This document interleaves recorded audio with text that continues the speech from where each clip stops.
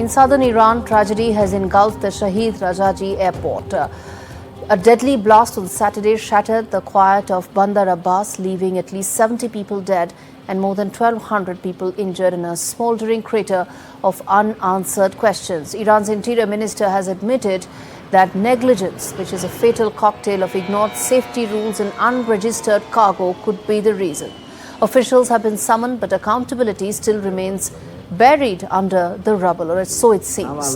Nearly two-thirds of the port lies in ruin, charred by flames that raged for days. Authorities deny military links, brushing off claims of missile fuel, but foreign intelligence says otherwise. It could be a known propellant for ballistic weapons may have sparked this catastrophe. One shipping firm calls it a catastrophic error, other calls it a ticking time bomb that finally went off. As the smoke lifts over Bandar Abbas, the world watches Iran scramble to explain while families mourn, questions burn, and truth struggles to surface from the ashes. Which is why we are discussing what could have happened, and more importantly, are there ports worldwide that are at risk, that are vulnerable to something like this happening? Syed Tamjeed Haider, who's a former PRO of Iran consulate and an expert on affairs of this region, joins me to talk more about this. Mr. Haider, what is troubling is, A, there are still no confirmed answers days after this attack took place. Yeah, hello everyone. Thank you for inviting. Actually, the spokesperson for the Ministry of Defense just today, it has firmly denied the claims and the rumors that the shipments were carrying military fuel. And he has given the reason for this, that military entities use their own dedicated ports, and there were no military or fuel shipments in the affected area.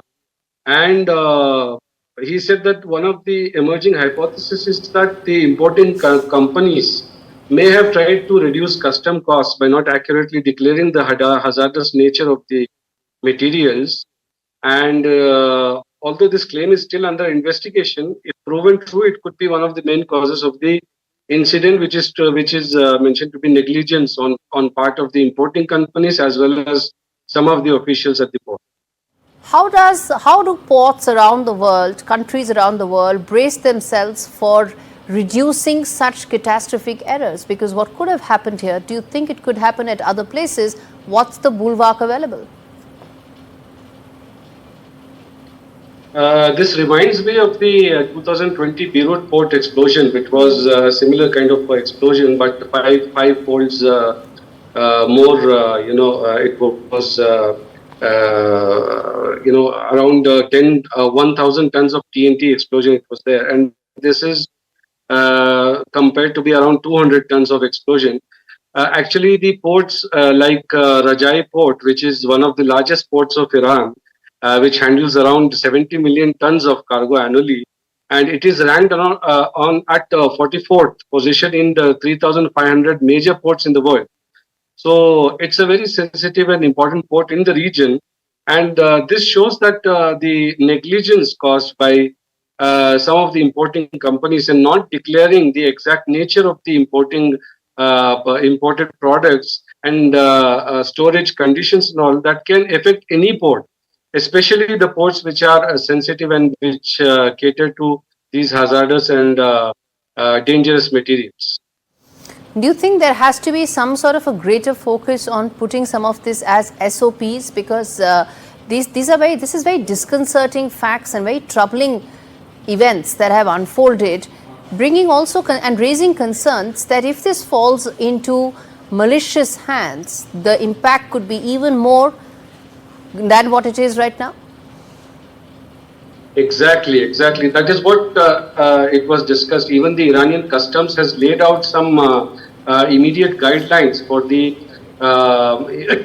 importing companies after this fire incident. Yesterday, the Iranian customs have said that the 6 major judicial orders have been issued since the blast, and which includes to identify and legally address the cargo which is coming to Iran, as well as the manifesto and manifestation of the cargo. It has to be produced well before the authorities, and authorities has to submit the same to the legal entities to verify if the importing cargo includes any such hazardous items, and what is the nature, and the main important thing is the storage facility which has to be catered. And there are some of the companies who import these hazardous materials.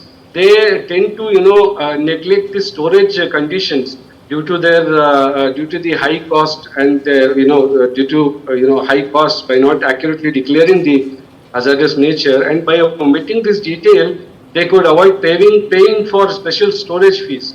So this needs to be controlled, and the judicial orders have come to identify and legally address any potential culprits even involved in the incident, and special measures to be provided to support and attend to Okay. the port All right. infrastructure and the authorities, and to ensure All transparent right. and accurate public communication to spread the rumor. All right, let's leave it there. Yeah. Thank you so much for joining me on that important story with global ramifications.